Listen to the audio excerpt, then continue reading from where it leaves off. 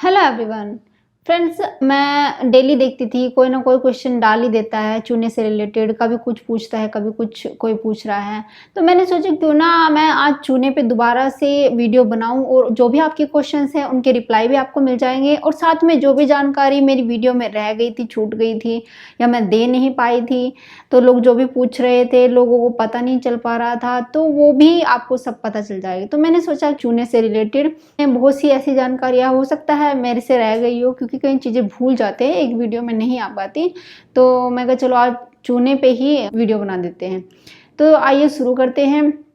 तो फ्रेंड्स, बहुत सारे लोगों के क्वेश्चन थे। एक तो ये क्वेश्चन थे कि जी चूना कौन सा लेना है। तो मैंने कईयों को रिप्लाई भी किए, लेकिन फिर से वही क्वेश्चन दूसरे लोगों के आ जाते हैं कि चूना कौन सा लेना है। कोई अलग से चूना नहीं आता, या कश्मीर से मंगाना है, हिमालय से मंगाना है, ऐसा कोई स्पेशल चूना नहीं है। चूना वही होता है जो आप कली करने के लिए लेते हैं, लेकिन उसको खाने के लिए बनाना पड़ता है, या फिर खाने के लिए जो पान में लगाया जाता है वो भी बना के ही स्पेशल दिया जाता है। बनाना कैसा है, बिल्कुल सिंपल तरीका है।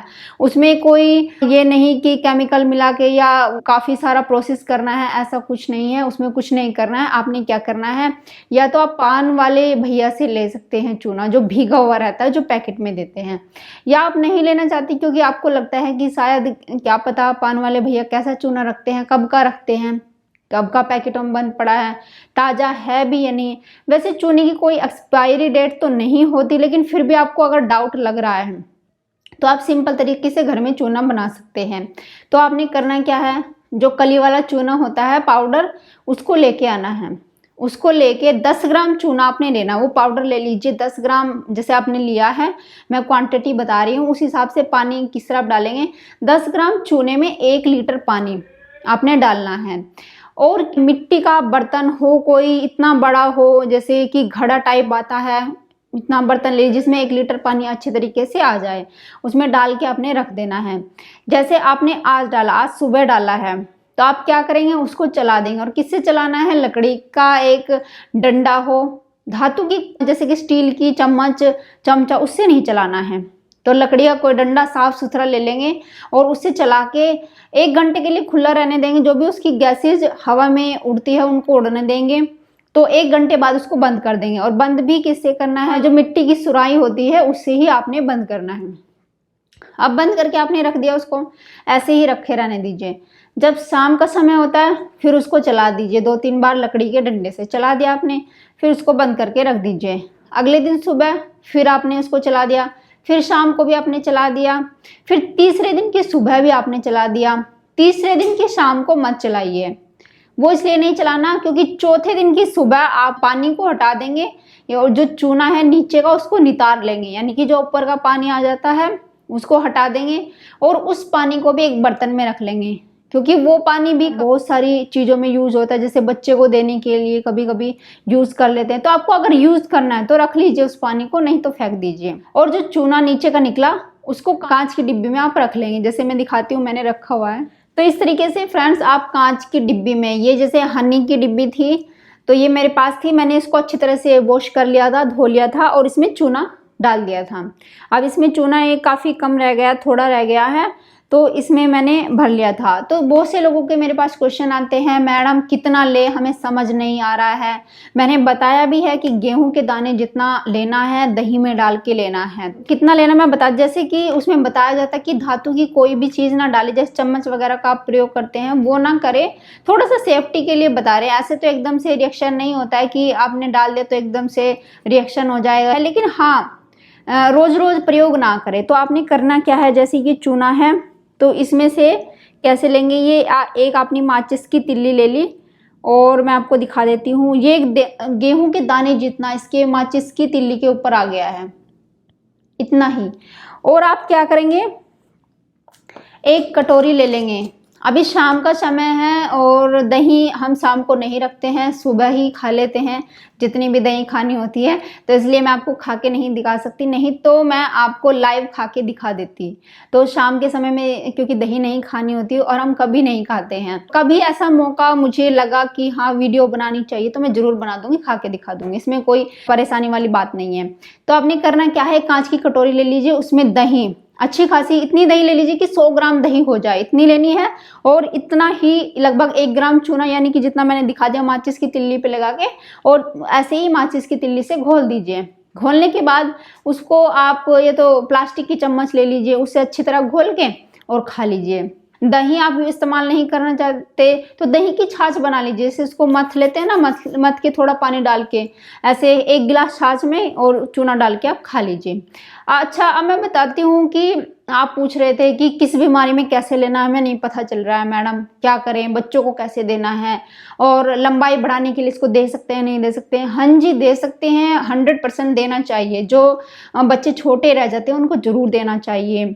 और जिनको हड्डी से रिलेटेड कोई भी बीमारी, जैसे स्पाइन की दिक्कत है, आजकल रीढ़ की हड्डी की बीमारियां बहुत चल रही हैं। बीमारियां क्या, मतलब कि उनको चोट लग जाती है या फिर स्लिप डिस्क हो जाती है, मन के खिसक जाते हैं, ऐसी प्रॉब्लम हो रही है, तो उन सभी के लिए चूना बहुत ज़्यादा जरूरी है और लेना चाहिए। अच्छा, किसी की हड्डियों में आवाज़ आती है कट कट की, उठते हैं चलते हैं कट कट की, उनको भी जरूर लेना चाहिए। कैल्शियम की कमी है, आप ले सकते हैं।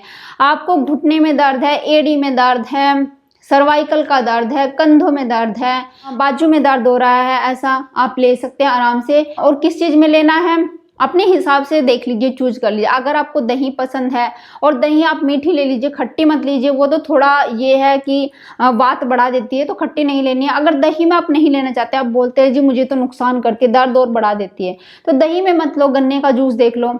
गन्ने का जूस आपको सुबह के वक्त या दोपहर तक भी मिल जाए, 12 बजे तक, यानी कि जो दोपहर का आप लंच करते हैं उससे पहले पहले भी ले सकते हैं। तो अपना अरेंजमेंट कर लीजिए। या फिर जूस आप किसी चीज़ का भी ले सकते हैं, जैसे संतरे का जूस हो, किसी और चीज़ का जूस आपको मिल जाए तो उसमें आप ले सकते हैं। चूने में कोई दिक्कत नहीं होती है, बस दूध में नहीं लेना होता। कई बार हो जाए आपके साथ कि अब जूस भी नहीं है, दही भी नहीं है, तो पानी में ले लो उस दिन, कोई ऐसी बात नहीं है। अच्छा, बच्चों को जैसे देना होता है तो बच्चों को आप दही में दे दीजिए, मीठी लस्सी आप बनाते हैं उसमें दे दो। सुबह के टाइम खाली पेट तो सबसे अच्छा होता है, खाली पेट अगर आप खा रहे हैं तो बहुत ज़्यादा अच्छा है, बहुत ज़्यादा आपको असर करेगा। लेकिन फिर भी अगर नहीं खा पाते किसी वजह से, तो दोपहर का जो आप खाना खाते हैं तो उससे पहले ले लेना चाहिए, आधा पौना घंटे पहले उसे ले लीजिए आप। रात के समय नहीं लेना होता। बहुत से लोगों का क्वेश्चन है कि रात के समय ले ना ले, नहीं, रात के समय मत लीजिए, रात के समय तो वैसे भी हल्का खाना खाना होता है। अच्छा, बीमारियों की बात करें, जैसे कि लीवर की प्रॉब्लम है, पीलिया हो जाता है, तो उसमें आप जरूर पीलिया के रोग में गन्ने के जूस में दें और 10 दिन तक दें। 10 दिन तक रेगुलर दे दीजिए, फिर बंद कर दीजिए।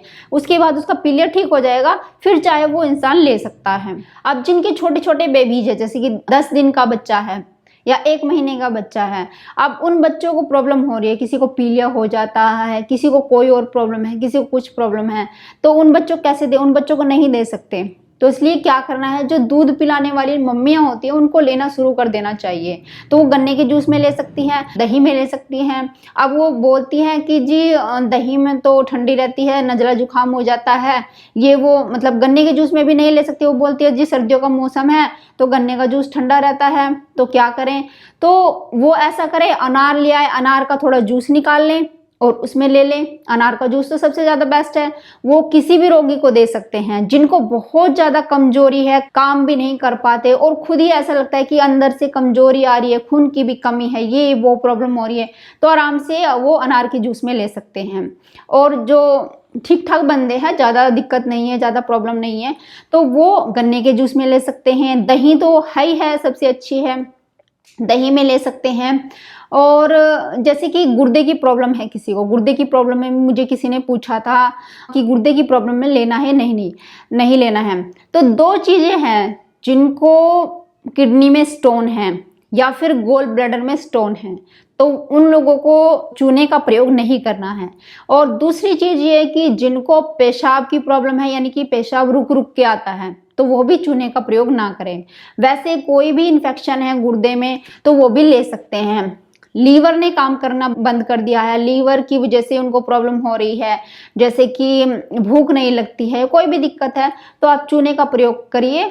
आपके लिए चूना अच्छा है, बहुत ज़्यादा ज़बरदस्त है, और आपको भूख लगनी शुरू हो जाएगी। खून की कमी है आपके अंदर, तो खून की कमी में भी आप ले सकते हैं। अच्छा, बहुत से लोगों को गर्मी बढ़ जाती है, जैसे कि नाक से नक्सीर छूट जाती है या फिर कहीं से भी ब्लीडिंग होने लगती है, जैसे औरतों को बहुत ज़्यादा ब्लीडिंग हो रही है, किसी किसी को ब्लीडिंग होने लगती है या कोई और दिक्कत हो रही है, तो वो भी चूने का प्रयोग कर सकती हैं और उनके लिए बहुत ज़्यादा अच्छा है। पेशाब में जलन होती है, किसी किसी को लगता है जी पेशाब में जलन होती है, उनके लिए भी चूना बहुत अच्छा है। चूने की प्रकृति जो होती है ठंडी होती है, इसलिए चूना कोई भी ले सकता है, गर्म प्रकृति वाले भी ले सकते हैं। किसी को एसिडिटी बनती है, वो बोलते हैं मुझे तो पित्त बहुत बनता है, एसिडिटी बनती है, तो वो क्या करे, दही ले ले, दही में थोड़ी शक्कर मिला, शक्कर कौन सी, गुड़ वाली शक्कर मिला ले सुबह के वक्त और उसमें इतना सा चूना डाल लें, तो उनकी एसिडिटी भी बननी कम हो जाएगी या बंद हो जाएगी। तो उनके लिए चूना बहुत ही अच्छा है। चूना वैसे भी ठंडा होता है।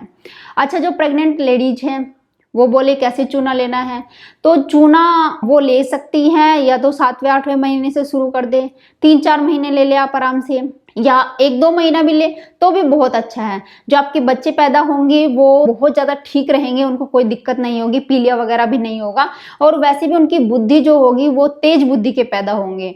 दूसरे बच्चों के कंपेयर में अगर देखें तो उनकी बुद्धि अच्छी रहेगी, जिनकी हाइट कम रह जाती है, तो उनके लिए चूना बहुत ही ज़्यादा अच्छा है। बीमारियों की तो मैंने बात कर दी, मैक्सिमम सारी ही बीमारियां आ गई इसमें। अगर कोई छूट जाए तो आप कमेंट करके पूछ सकते हैं, वहीं के वहीं आपको रिप्लाई मिल जाएगा। अच्छा, मैं बात कर लेती हूँ कि कितने दिन चूना लेना है। जैसे कि बहुत से लोग पूछते हैं कि रेगुलरली हमेशा के लिए लेना है तो क्या करना है। जिन बच्चों की लंबाई नहीं बढ़ रही है तो उनको 1 साल के लिए लगातार दे दो। आप 1 साल के लिए लगातार दे सकते हैं, फिर 1-2 महीने के लिए बंद कर दे, फिर लगातार दे दे चाहे, ठीक है। जो बच्चे मंद बुद्धि हैं, जिनकी बुद्धि थोड़ी सी कम है, उनको आप डेली चूना दें और 1 साल तक लगातार दें। फिर 1 साल के बाद 1-2 महीने के लिए बंद कर दे और फिर अगर ज़रूरी समझे तो 1 साल के लिए फिर लगातार दे दें। अच्छा, जो लोग जिनको हड्डियों की प्रॉब्लम हो रही है, जैसे स्पाइन की दिक्कत है, स्पाइन में प्रॉब्लम आ गई है, कोई भी दिक्कत है, तो वो 3 महीने लगातार ले ले, फिर 1 महीने के लिए बंद कर दे, फिर 3 महीने लगातार ले ले, तो आप पूरी ज़िंदगी इस तरह करके ले सकते हैं। कोई कहता है कि ये 3 महीने मुझे नहीं लेना है तो 40 दिन ले ले, आप 40 दिन ले ले, 15-20 दिन बंद कर दे। अगर ज़रूरी आपको लगता है तो आप 40 दिन फिर ले लें। देखिए, चूना कैल्शियम का बहुत बड़ा स्रोत है और जो चूने में कैल्शियम होता है वो नेचुरल होता है। जैसे कि हम गोलियां लेते हैं तो उनमें सिंथेटिक कैल्शियम होता है, तो नेचुरल कैल्शियम है ये, तो ये आपको बहुत ज़्यादा फायदा करता है। और कोई भी आपके अंदर कैल्शियम की कमी होती है तो उसको ठीक करता है।